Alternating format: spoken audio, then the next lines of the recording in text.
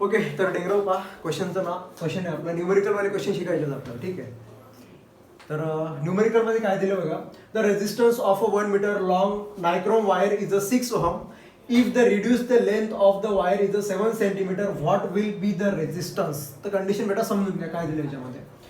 तर एक वायर दिला आपल्याला, काय दिलं सांगा पटकन, वायर. ठीक आहे, आणि the resistance of the wire, त्या वायरमध्ये जो काही रेजिस्टन्स आहे तो रेजिस्टन्स किती टाकले सांगा पटकन बेटा. Resistance is equal to value किती आपल्याकडे सांगा पटकन, 1 मीटर टाकलेली आहे त्याच्यामध्ये. ठीक आहे, त्यानंतर नायक्रॉम वायर इज अ 6 ओहम. तो किती टाकले सांगा, सॉरी तो 6 ओहम आहे. तो किती सांगा, 1 मीटर वायर मध्ये जो रेजिस्टन्स आहे तो किती सांगा पटकन, 6 ओहम टाकलेला आहे. इथपर्यंत काय अडचण आहे कोणाला.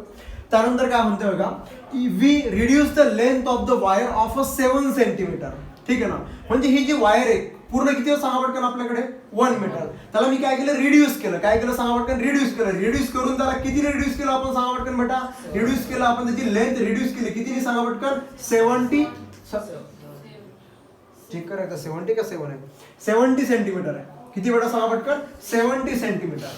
70 सेंटीमीटरने याला काय केलं आपण, रिड्यूस केलं. तर काय म्हणतो तो, what will be the resistance. तर तो रेजिस्टन्स किती असेल ती व्हॅल्यू काय करायची आपल्याला फाइंड आउट करायची. ज्या ज्या ठिकाणी लेंथ याचा वापर केला जातो ना त्या ठिकाणी आपण फॉर्म्युला वापरणार रेजिस्टिव्हिटीचा. कोणता वापरायचा फॉर्म्युला सांगा पटकन, रेजिस्टिव्हिटी. ठीक आहे, तर बाळांनो मला सांगा, resistivity is equal to rho is equal to काय फॉर्म्युला होता आपल्याकडे, rho is equal to R A त्याला अपॉन मध्ये एल. आठवते का, पाहून घ्या. याला म्हणतो आपण रेजिस्टिव्हिटी. आपल्याला काय फाइंड आउट करायचं बेटा, काय काढा म्हणते ते, रेजिस्टन्स काढा म्हणते. तर याला थोडंसं आपण खालीवरी करून याला काय करतो, रिअरेंज करून आपण आर ची व्हॅल्यू काढू शकतो. कशी काढतो पाहून घ्या बेटा. काय करणार मला माहिती का, बघा हा कुठे इकडे न्यूमरेटर मध्ये, हा कुठे सांगा पटकन बेटा डिनोमिनेटर मध्ये. जर याला ट्रान्सफर केले इकडे तर काय काय व्हॅल्यू भेटते मला सांगा पटकन, एल वर जाणार बेटा, म्हणजे काय येणार रो एल. आणि हा ए बेटा, ए कुठे येणार सांगा पटकन खाली, इज इक्वल टू काय भेटलं मला सांगा पटकन आर. बरोबर आहे. तर आता कंडिशन काय काय दिलं बघा, गिव्हन डेटामध्ये काय काय गिव्हन आहे आपल्याला. ठीक आहे, तर गिव्हन डेटामध्ये जी पहिली व्हॅल्यू आहे बेटा, लेंथ गिव्हन आहे एल घेऊ आपण. 2 लेंथ गिव्हन आहे आपल्याला. कोणत्या कोणत्या लेंथ बघा, पहिली किती दिली आपल्याला 1 मीटर, दुसरी किती दिली सांगा पटकन 70 मीटर. याला म्हणतो मी L1 is equal to value किती बेटा 1 मीटर. बरोबर आहे. याला पहिले मी सेंटीमीटर मध्ये कन्वर्ट करून घेतो ना. काय ना व्हॅल्यू सांगा पटकन, किती सेंटीमीटरचा 1 मीटर होतो, 100चा. कितीचा बेटा सांगा पटकन, 100चा. मी इथे घेतली आपण 100 सेंटीमीटर. काय अडचण, ही भेटली मला L1 ची व्हॅल्यू. जेव्हा मी L1 लावला, L1 मीटरच्या लेंथ साठी बेटा रेजिस्टन्स किती दिला आपल्याला सांगा पटकन, 6 ओहम. मग याच्यासाठी मला सांगा R1 is equal to value किती आपल्याकडे 6 ओहम. काय अडचण इथपर्यंत. ओके, पुढे अजून काय गिव्हन आहे सांगा पटकन, L2 गिव्हन आहे बेटा. L2 is equal to value किती दिली आपल्याला 70 सेंटीमीटर. किती गिव्हन आहे सांगा पटकन, 70 सेंटीमीटर. किती दिले आपल्याला 70 सेंटीमीटर. एक त्या मीटर मध्येच ठेवा किंवा सेंटीमीटर मध्ये ठेवलं तरी चालेल. याला पण एकदा मीटर मध्ये कन्वर्ट करून घेऊ बेटा. मीटर मध्ये कन्वर्ट केलं तर काय करावं लागेल, याला 100 ने डिवाइड करावं लागेल. ठीक आहे ना, म्हणजे 70 डिवाइडेड बाय किती आले बेटा 100. 0 0 कॅन्सल, आन्सर किती आलं 0.7. आणि हे कशामध्ये गेलं सांगा पटकन, आता मीटर मध्ये गेलं. आपण दोघांपैकी कोणती एक व्हॅल्यू वापरणार आहे ती आपण नंतर पाहत बसू बेटा.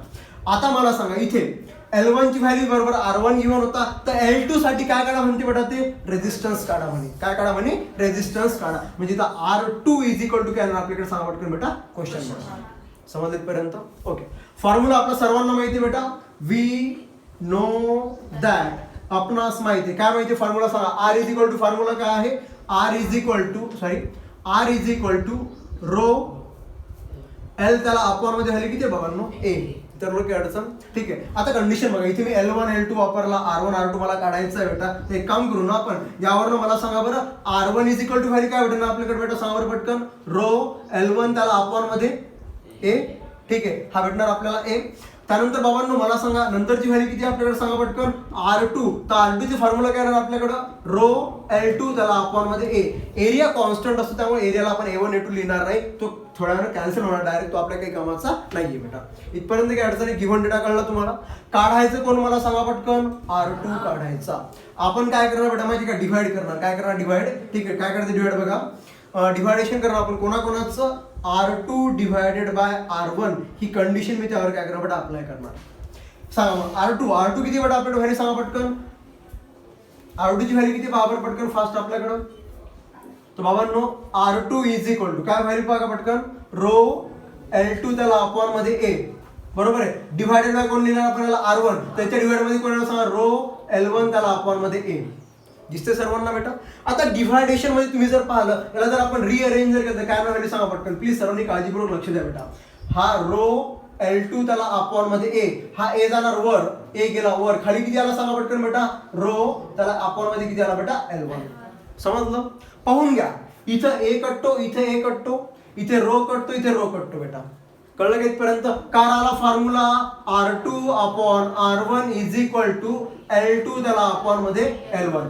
मला व्हॅल्यू कोणाची काढायची R2 ची. R1 ला ट्रान्सफर हा इकडे बेटा काय ना value R2 is equal to L2 upon L1 त्याला इंटू मध्ये R1. सांगा L2 ची व्हॅल्यू किती पाहून घ्या पटकन फास्ट. ठीक आहे 0.7 घेऊ बेटा. मीटर मधला व्हॅल्यू घेऊ आपण किती सांगा पटकन 0.7. L1 ची व्हॅल्यू किती होती मीटर मध्ये मला सांगा बेटा 1. त्याला इंटू मध्ये R1 किती होता बेटा आपल्याकडे R1 इज इक्वल टू 6 होती value. R1 is equal to value किती आहे 6. तर मला सांगा R2 is equal to multiplication बेटा याची व्हॅल्यू 0.7 च येणार आहे. 0.7 इंटू 6 साइन 7 42 म्हणजे 4.2 ओहम्स. हे झालं आपलं फर्स्ट नंबरचं एक्झाम्पल. ठीक आहे लिहून घेता.